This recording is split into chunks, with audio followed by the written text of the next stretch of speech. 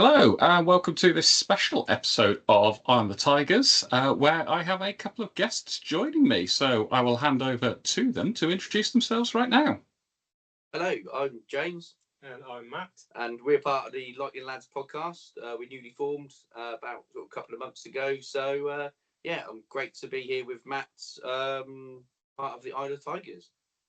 Lovely. Thanks very much. And thanks for coming on. As I'm sure you're all going to have guessed, we're here talking all things Milton Keynes Lightning today. So let's think all the way back to sort of August, September time. New season's just about to start. What were the hopes?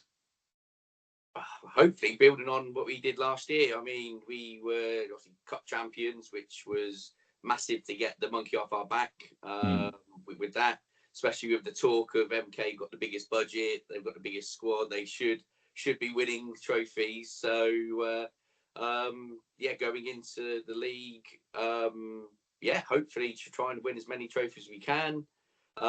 We were very, very close in the league. As we all know, we run Leeds nights extremely close. Again in the cup, got to the semi-final. Unfortunately, lost to the Raiders, who on their day, especially at our rink at the Thunderdome, were just absolutely phenomenal to turn it around and really, just blew us away. And then it was pleasantly surprised with the playoffs. The groups didn't go too well for us but obviously we come back in the last game week at Sheffield and managed to creep to Coventry. And then, as you know, the rest is happened only a few days ago. It is indeed, and no doubt we'll get onto that in a bit more detail in just a bit. So I guess start the season, the hope was very much build on last season again, get some silverware in that cabinet. Yes, and as Matt will say in a minute, no doubt that it did look like it was going to come. I'll be perfectly honest with you. Once the league was done, especially going on playoffs last year, obviously what you guys Telford did to us, we weren't confident. So it was a massive surprise when we actually turned up and played extremely well at sort of when we needed to. Yeah, very, very much so. I think with the playoff format, it's just getting through that group stage, and then once you're into that final weekend, well, all it takes is a weekend where perhaps one of your star forwards racks up some goals, or your netty has an absolute blinding weekend or something like that, and it can kind of all be there. Yeah, those fine margins always come into play on the one-off games. Yeah, 100%, without a doubt. Okay, so if we think back across the season, do you think there were any, key games or key periods of time that sort of went towards sort of how the season panned out? I think whenever we played against the Leeds Knights, that was always a good indicator for us where we were at with the league and how it was going. There's a good gauge, and most of our away games, based on previous seasons, we've done really well at home. But our away form has been where it's been tricky to kind of get the wins. So it's just really keeping an eye on how we're getting those victories on the road. Yeah, for sure. Mm-hmm. Yeah, and I think, again, sort of perhaps looking from a bit more of a distance, there does seem to have been perhaps a little bit more consistency this season. Would that be fair to say? Yeah, I mean, our away form, as you sound, smaller ice, we struggled massively in the last couple of years. So to go to Leeds, where we won twice this season, I think one in regulation and one in overtime, if I remember, on there, and going to like Bees, very compact rink, getting a couple of results there. That was what got us to the point of chasing Leeds down, is sort of overcoming the demons of the smaller ice pad. Yeah, definitely a much closer title race this season, and I mean, going to Leeds and picking up a couple of results there is no mean feat for anybody. I think it'd be fairly safe to say. Gonna have to touch upon it, and sorry, I know you probably don't want to, but towards the end of their season, there was that game against Leeds, sort of a couple of weeks before the end of the season. It was sort of like builders, I guess, the title showdown. What happened? I think good question. that's the question we were all asking on the day. We were at the game when we say yes, it was built up, as you say, as the kind of deciding match, and I think the pressure probably just got to the lads. But Leeds, fair play to them, they turned up and did the job. So we know the quality that Leeds have, so can't say it was a surprise, but it was a bit of a disappointment on our home ice to kind of get that loss. But the thing I think I've looked at as well with Leeds is they've been there, done that for the last 2 seasons. They've been in these crucial games and they know how to get the job done. I think this time last year at that point, we were well out of it. So I think that Leeds know how to grind that result out, where I don't think we did necessarily. I think, as Matt said, the occasion may have got to the players. But we tried, but the best team deservedly won the game and won the league in my eyes. But that's even it's sort of painful to say, but that's ice hockey, isn't it? It is, and I don't know. Maybe it made last weekend just that little bit sweeter with the semi-final. Oh, for sure. Cool. So, probably touched upon it a little bit already, but finished second in the league, went into the playoffs, so in the same group as Swindon and Romford and Sheffield. What were the hopes going into the playoffs? Of getting the top 2. Ideally, finishing top would have been great to avoid Leeds. Is what we knew that Leeds would probably finish top of theirs. Getting the top 2. So after the first weekend, where we did struggle both home and away, but that grit that we talked about earlier on smaller ice pads in the high intensity games, we did really well to grind the result, and to get 4 points is the aim, and the boys did that for us. So that sort of meant is eased into the Swindon doubleheader. We knew that is going to be tough. Swindon, arguably the best attacking force in the league last season. Really, with that line of, especially Bricknell, made a massive difference. Yeah. Aaron Nell does what Aaron Nell does on there. So for us, we would like to have beaten them at MK, but to get an overtime loss, it's a point. It helps to the tally. And then Swindon away, we played really well, and it was just, I think Swindon might have wanted it a little bit more in the end. A couple of mistakes that I think a couple of the players sort of owned up to, which can happen in big games. They're all human. But I mean, it was a crucial game going into the Sheffield. We went to both games, didn't we? And they did exactly what they needed to do to get there. So we wanted to finish top, but to finish second and get to Coventry, massive monkey off the back of all the players. Yeah. Okay, we'll take that a step further. So you've made the final 4. Was there, I guess, any feeling that this was going to be the year, or was it very much just we're there and kind of like that's good enough and we'll worry about winning it next year maybe? I think getting there after not being there for the last 3 seasons is always like you happy that that's happened, and then I think we just wanted to make sure that we were competitive and gave a good show of ourselves, because again against Leeds it's going to be fine margins and it's going to be kind of a close game. You just want to make sure that your team puts in the 100% and shows up. If they lose, they lose. But luckily, we managed to grind out. The game was.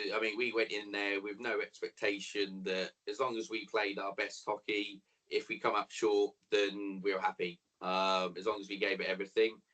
But I personally, and we said this as part of our podcast earlier on in the week, that we were just relentless. I think we just maybe wanted it more. Maybe the pressure was off because we finally got to Coventry, and I'd say it's probably the best I've ever seen us play for a long, long time. We were always ahead. We never were behind. Leeds always do what they do and get back into games, but we sort of nullified that attack really. We were extremely impressed and somewhat surprised, but we knew it was probably going to be the game of the season. What was at stake? Yeah, I think again, sort of looking from perhaps a bit more of a distance, I think not letting Leeds get a lead is probably the most important thing. So I think once they get a lead, they know how to hold on to it on the whole. They don't tend to chuck too many games away, I don't think so. So yeah, that was probably crucial. I think we also did well at managing the fact that there wasn't massive momentum swings. No, we could easily let them run away with it after they equalised seconds ago. So yes, back out and killed off a penalty and got going again. Absolutely crucial. I think with such a late equaliser, it could have been quite easy for heads to have dropped or something like that, and that could have been that. So cool. Well, I will say congratulations on then not only beating Leeds, but then going on to the final, and it seemed a pretty one-sided affair against Peterborough, which I'm sure will have brought plenty of joy to, well, quite simply all the Milton Keynes fans with the rivalry that you have in place with them as well. Yeah.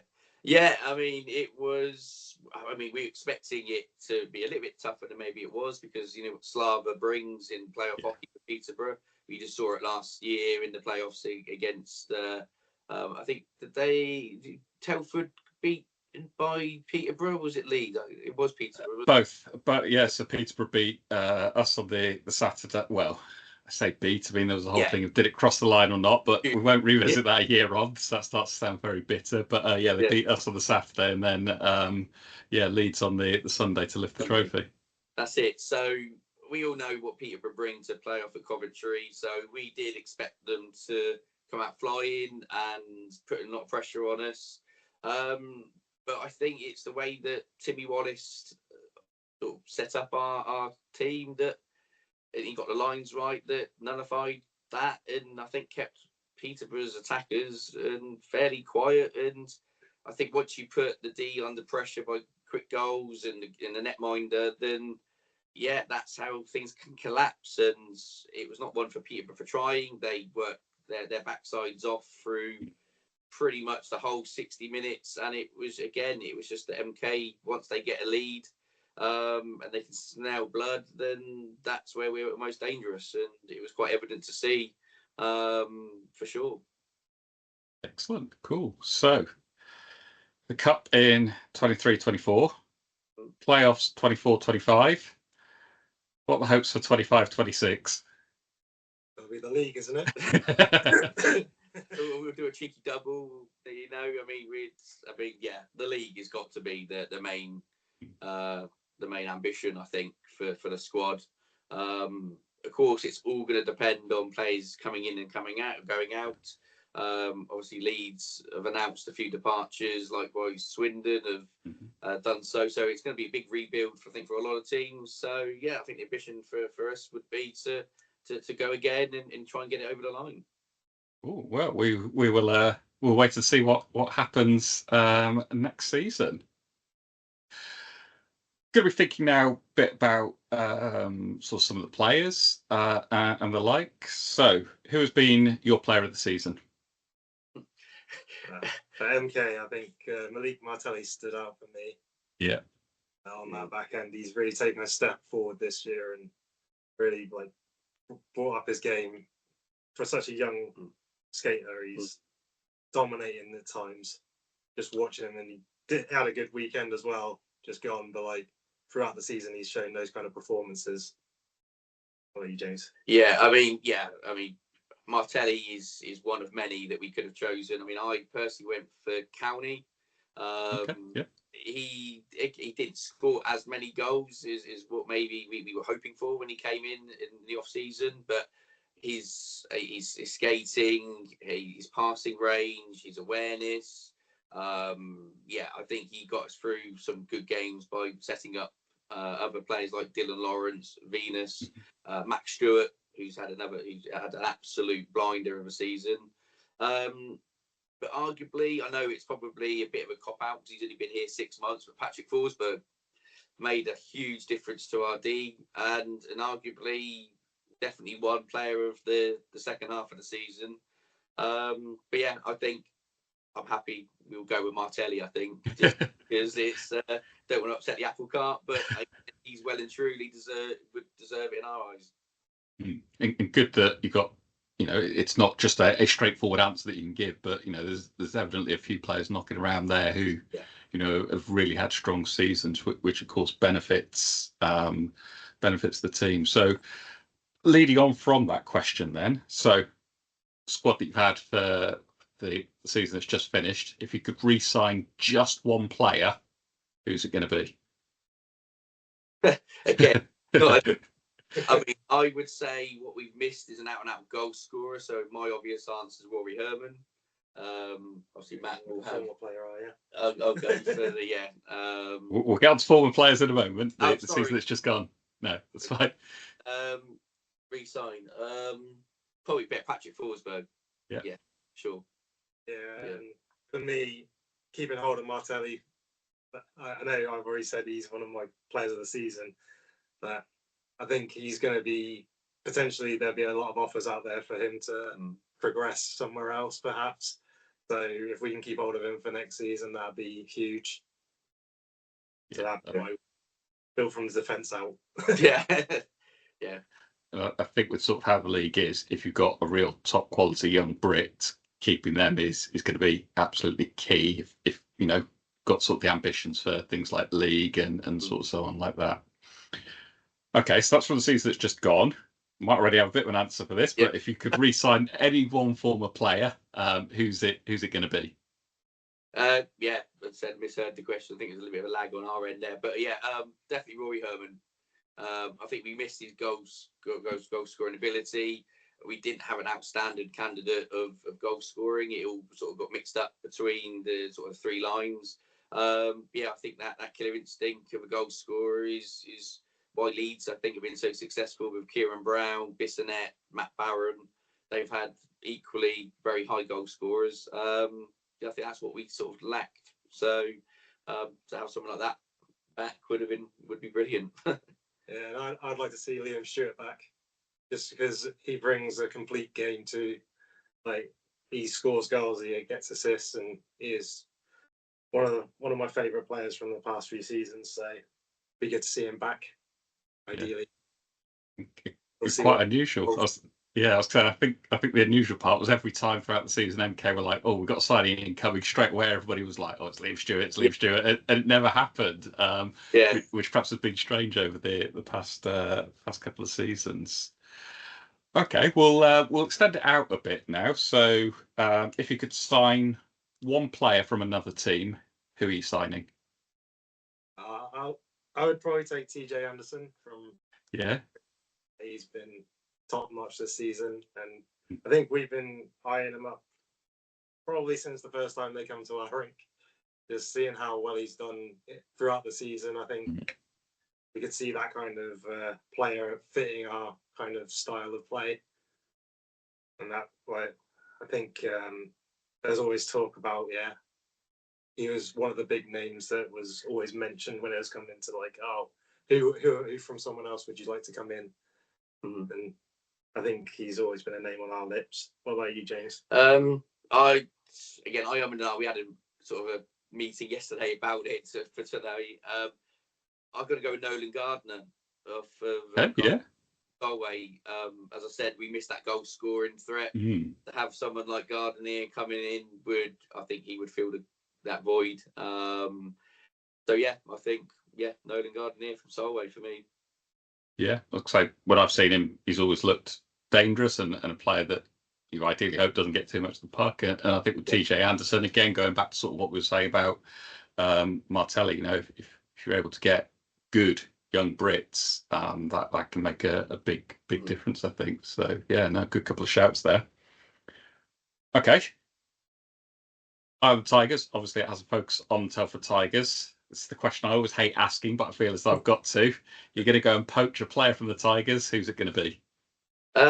Rose Mitchell-King. Yeah. As a D, quality, absolute. Again, another Brit. He's point scoring this season. I think he got 41 and 53, 54, didn't he? So very good return for a D-man. But I think his all-round game is just, again, as what say MK miss a D-man, something like that. So I know we've got Forsberg, but to have someone like Rhodes, as well would be phenomenal. So yeah, for me, yeah, Rhodes Mitchell King. And I'm taking your import forward, Henderson, just Henderson, because yeah. what he's done in the amount of games, like 2 points a game, that's crazy. So be interesting to see how he does next season if he stays around. Yeah, and it would be a full season then. Yeah, no, I think perhaps certainly initially Thompson sort of got all the headlines when he joined, but Henderson, it's been goals, it's been assists. It perhaps hasn't been, dare I say, quite as flashy as perhaps some of what Thompson has produced, but yeah, consistently been there. I mean, with regards to Rhodes Mitchell King, I mean, yeah, sort of enough said, kind of like said it all there. I think the thing that sort of missed out was just the ridiculous amount of ice time he's logged this season. Where we've been struggling at the back. Some games it's felt as though Rhodes Mitchell King has been on, and then there's been other players on it as such, and he always seems to be on the ice. So, can understand both of those picks. Okay, lots about players there. Going to move on now to think about some teams. So, who was the best team that you saw last season? What I've witnessed, if we were going to go based on what we've watched, is Romford Raiders. Twice they've come to our barn, blown us away in the second leg of the cup semi-final. Yeah. And in that first playoff game, again at MK, from being something silly like 5-0 down after the first period to come back and get it to overtime. Their grit, their determination, the quality, the togetherness is just something I haven't seen in a long while. So yeah, Raiders for sure.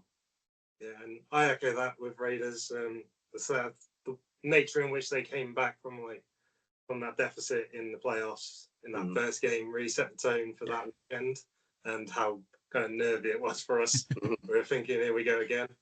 So yeah, I think Romford really did turn up on that weekend. It's a bit of recency bias because we were there and it wasn't that long ago, but yeah, it definitely is a standout performance. Yeah, definitely not a team that can I think ever be discounted. But yeah, I mean, I've got to admit, it was like seeing the goals flying in. It was like, well, that one's done and dusted. It's going to be how many? And then it was like, oh, hang on, this is getting really interesting now. I'm sure it wasn't interesting at your end, but from sort of a more neutral perspective, it was quite interesting to see what was happening there. Which team last season do you think had a better season than you thought they were going to have? I'll let you lead that one. Better season this season. I think Hull pushed on from where they were last year. I think they tailed off a little bit, but they really had a strong start to the season. And I think, they might be a bit disappointed with it, but I thought they probably had a good showing. Obviously had the leading goal scorer or point scorer. Point scorer, yeah. Yeah, so, subject. Yeah, I think there's plenty there for them to be happy about. I'm hoping they can build on that for next season, I'm sure. What about you, James? So I went with Sheffield Steel Dogs. Okay, yeah. Because obviously last year they had a mare and it wasn't their fault. It was just what can happen, especially when you got the Steelers above you. And they started really well the first half of the season. They were fighting for top 5 positions. But again, Steelers come and nick Samuel Tremblay and Nick Finley-Auric. Lockie Nordstrom goes up there occasionally. They lost too many big players in the end, and that's why they fell down the league. But they still managed to get the playoff place. And yeah, it was a shame that they didn't get a point in the playoffs. But the 3 other teams in that group it would have been tough for them. But yeah, I think that they did a lot better than I thought would have been the Steel Dogs. Okay, yeah, 2 good shouts. Flip side, was there a team that you thought was expecting a bit more from them? I know you're going to hate us saying it. It's got to be good. Only because what you did last year in the playoffs, beating us quite convincingly, finishing top of the playoff group, getting to Coventry. I should have been in the final. I'm with you, definitely. Yeah, wasn't a goal in our mark. We watched that, but it was maybe a little bit disappointed. But you've lost players. You had a lot of injuries. You say you had not many skaters, especially at D. Yeah. But you come back very strong with obviously Henderson, Thompson, having Skaleski back because he has a long injury list. And Top Watkins does what he does. He gets results when he needs to, and you made the playoffs. But I think I expected you to be again pushing top 5 for sure from the last year's performance. Yeah, I'd agree with that, but I say I think you definitely proved that what you're capable of in the playoff group. Yeah, you're unlucky to miss out there. Yeah, It was a tough group, and you took most of those games really close. So I think that last weekend proved that with the epic games against Hull. So yeah. No, I mean, yeah, I'd have to agree. Was sort of a bit of a disappointing season. And yeah, injuries of course played a part, but still got to try and find ways across it. And it was a horrible start before the injuries really sort of struck. So yeah, no, can't argue with that. So no, I'm not going to call you out or anything on that one. Put a good run in at the end to get into the playoffs. So that's a positive. Yeah. And also things you look at, a lot of your overtimes you went in the playoffs. If that went your way, you may well have crept into second place. Who knows? And that's the fine margins instead of playoff hockey. Yeah, absolutely. I mean, we did a good job on the whole of getting games to overtime. It was then not getting the extra point, and if we had second, potentially even top in the group, would which not been out of the question, but was what it was. Okay, going to think about the league now for final few questions. So, if there's one thing you could change about the league, what would it be? So mine's kind of fixture related. Okay, or like double headers. Yes, that'd be really nice. I think they introduced it with the Solway coming in last couple of seasons, and I think it's been really good for that. Getting everyone up there for a weekend just gets really good atmosphere in the games.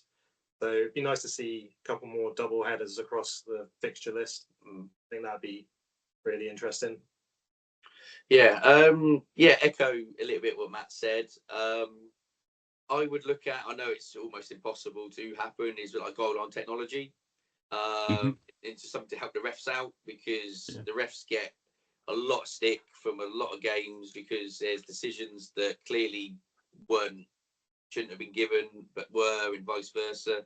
I know it'd be very difficult for that to happen because every rink has to do it and some rinks just can't do it.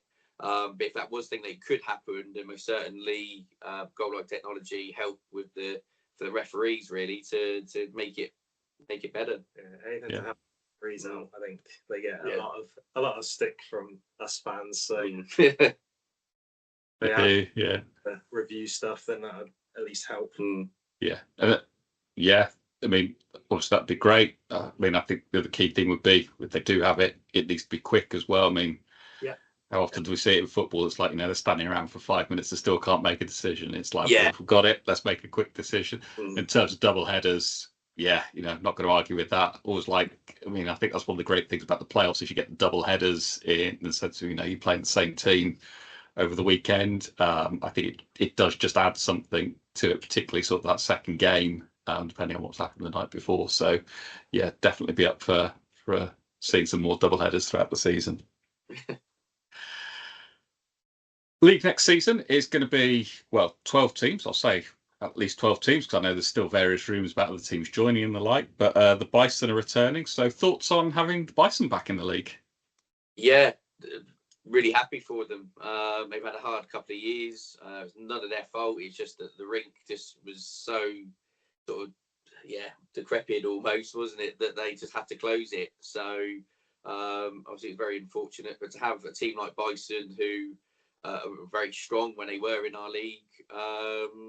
It's great. I personally, I've never been to Basingstoke to watch them. So to have that chance next year, dead happy for them, and they're gonna seriously bring the heat because they're gonna want to sort of start again where they left off when they were in the league. Yeah, and I think it's just good to see more competition coming in. I think it'd be interesting to see how they prepare a roster for the season.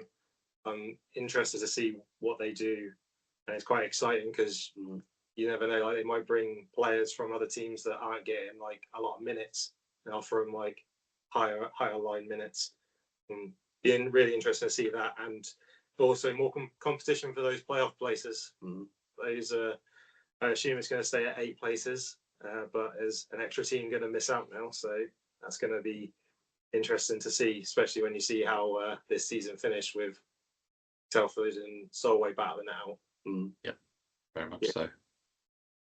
Yeah, I know something more to get nervous about, I think, but no, you know, sort of joking aside on that, yeah, you know, I'd agree. It's great to see Bison back. You know, sort of being a well-established team. Yeah, just great to have them back and sort of where they should be. We've got the Bison back. We've also had as well, and that's just the past weekend, I think it was. The number of imports is increasing from 3 to 4 for next season. So again, thoughts on the increase? I think it's a good thing for the league, bringing in more quality, making the product better on the ice, and also raising people's games. I think there's going to be more competition. Obviously, we said that Bison are back, so there is going to be more player roster positions out there. And yeah, like MK, we carried 4 imports stuff back half of the season, so we're going to be happy that we can now play them all. Yeah, and I mean, to get more eyes on our league is great, and that's what's going to happen with the extra import, I think. Because we know every year that we play as in the league, it's getting bigger and better. So have that extra import. Maybe it comes down, another one comes down from the Elite League, or whether we get somebody from Canada, America, Finland, wherever it may be. The talent and the quality is going to show. But also, as Matt said, it might give our Brits, younger Brits, and maybe slightly older Brits, that little bit more advice, and maybe that improves for them as well. So it can only be beneficial for all the clubs. Yeah, certainly looking forward to seeing how it pans out, and I guess which imports stay where they are and which ones move on. I know Leeds have sort of in about the past hour or two announced that a couple of theirs are leaving. Yeah. Barron and McMullen, I think it was, that I saw. Swindon have already confirmed that Bricknell's leaving, and Wells certainly seems to be rumoured to be heading the same way as well. So it could be interesting if teams keep any. I mean, I know Hull have moved early to keep Sobchak, perhaps understandably. But yeah, it's whether we'll see perhaps any imports move from one team to another in the league, and kind of what impact that might then have as well. So certainly looking forward to it. Yeah, no, it will be. I think there will be a lot more import to moving over different clubs in our league. I think that's going to be inevitable now. You look at Bricknell, there's plenty of rumours going around where he could land on there. We've got a few ourselves. I mean, Jordan Spadaford didn't get the ice time necessary that he wanted and what we wanted him as fans, but sort of second half of the season, so there's rumours on him. So yeah, it's going to be exciting to see where they all end up. Well, looking forward to it all. In terms of the questions, I'm out. Was there anything further that you just wanted to say about the Lightning Ladz podcast, or where people can get it, or anything such as that? Yeah, so I say we are new, so we are still a bit wet beyond the ears on certain things, but that's coming. Obviously, the off seasons now, so we're going to get a lot more equipment, so the quality is going to be better. We're all on all socials, on Facebook, Instagram, TikTok, obviously our YouTube channel. So yeah, just like and subscribe. And as I said, we're doing a video straight after this, so that will be out in the next few days. And just sort of send some love. That'd be great. Cool, lovely. Well, I'll definitely keep an eye out for that one then. But in terms of today and this one, thanks very much for your time, for joining and talking all things MK and a little bit about the league as well. That's it. So thanks for tuning in, everybody, and bye for now.